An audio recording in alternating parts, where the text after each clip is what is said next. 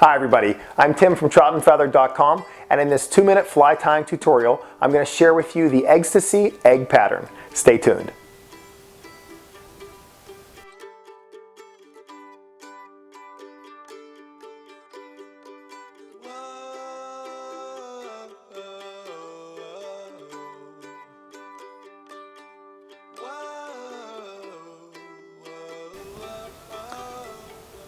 Let's take a quick sneak peek of this Eggstasy Egg fly. There's really not much here. If you say to yourself, it looks a lot like a glow bug, you are correct. And you are going to be amazed at how easy it is to tie. So let's get a clean hook in the vise and start this one.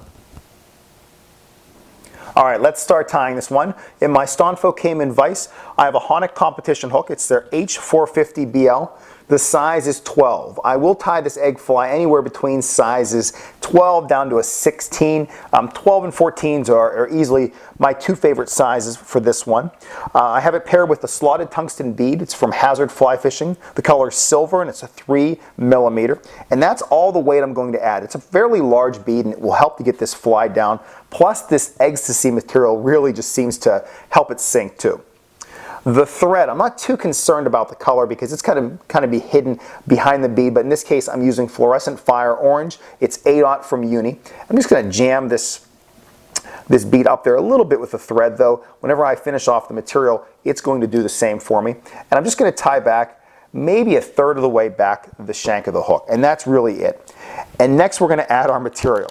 And this material is some really neat stuff. It's called Eggstasy.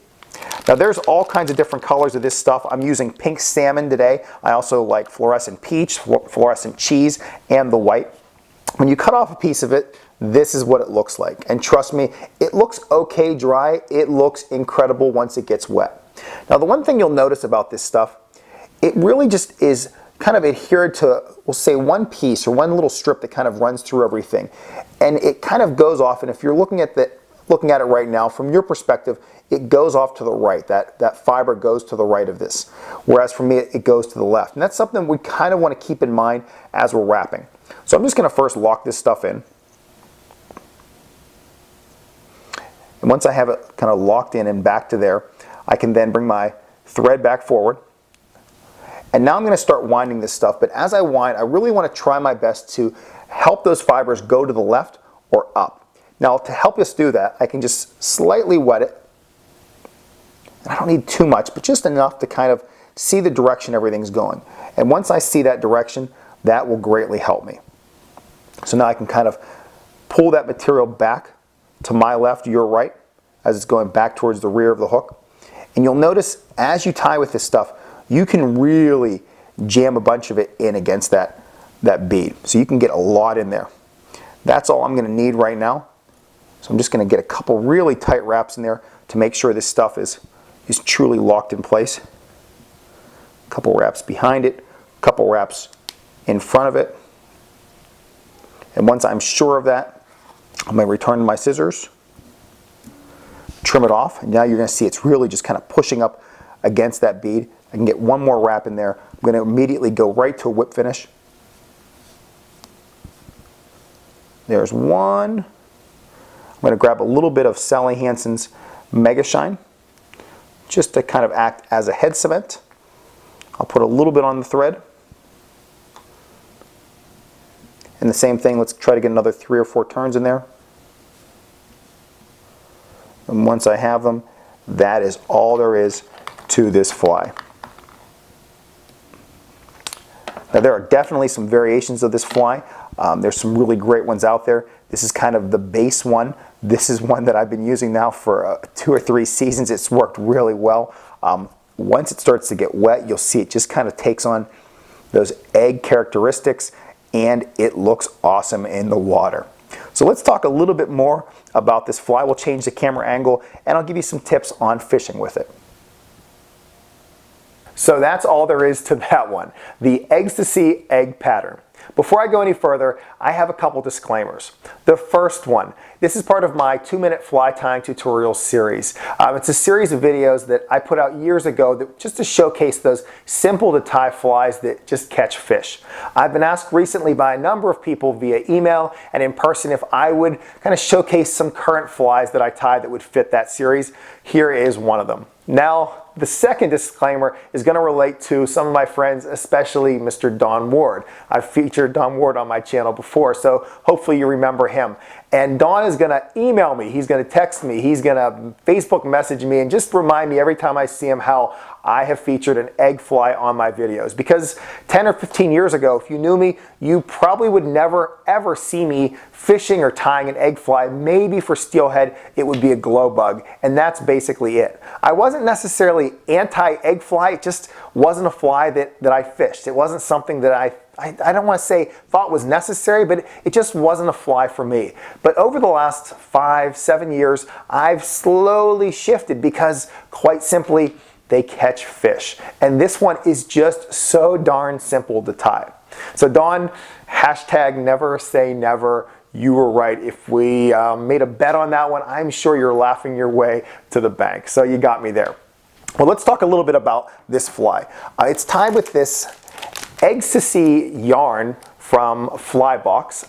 Really simple. I mean, you saw it in the video. It was really easy to tie, lash it down, lock it in place. There are a few variations of this fly, but kind of think a little bit more about it. What else can you use this stuff for? I mean, egg sucking leeches are something that just jump to mind right away.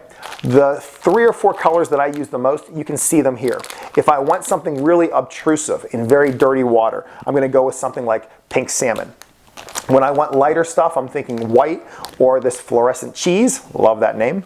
And then finally, another great one is fluorescent peach. Again, a little bit more subtle. So those are some of the colors that I love to use. You saw how I tie the fly. I like to tie this one on a jig style hook just because you have less chance of snagging the bottom and just losing your flies. Even though they're quick to tie, you don't want to lose those Haunic hooks. Now let's jump to fly fishing because this is probably an important one and it's really going to relate to this video.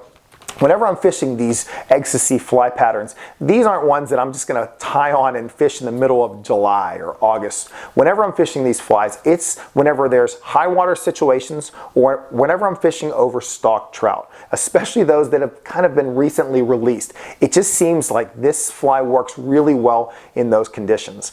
This is going to sound terrible, but pairing something like this with a squirmy wormy during off-color water is just deadly, especially on stock trout.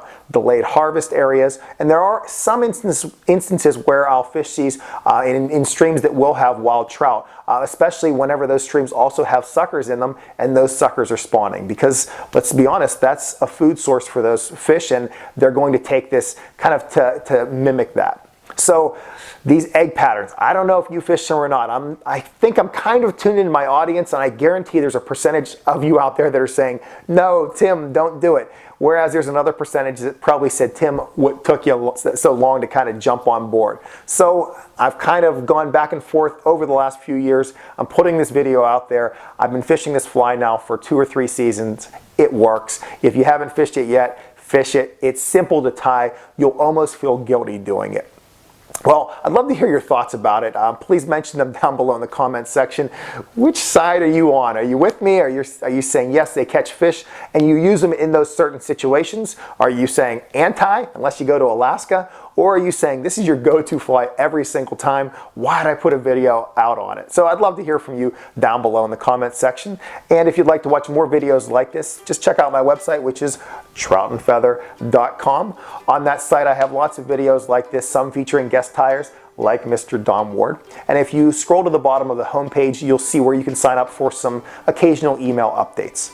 If you're into social media, you'll find Trout and Feather on Facebook and on Instagram. I would really appreciate it if you can share out any of the videos that you like. It's great to just get others involved and to really reach out and connect with others via social media. So thank you ahead of time for any shares that you do make. If you have any questions or comments for me, as I mentioned before, you can leave them down below in the comments section, or you can email me at tcammisa@gmail.com. Well, with all that said, thank you so much. Let me know what you think of this fly and get out there. This again is the Eggstasy egg pattern, and I'll see all of you next time.